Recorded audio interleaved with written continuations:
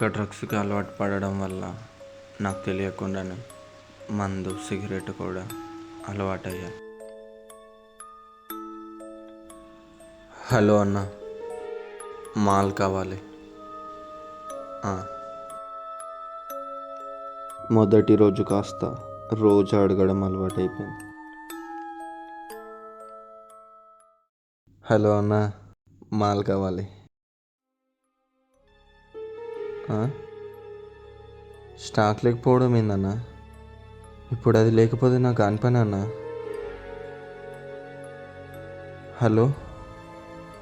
ఆ రోజు అర్థమైంది, అది నాకు ఒక అలవాటు కాదు, ఒక వ్యసనం అని.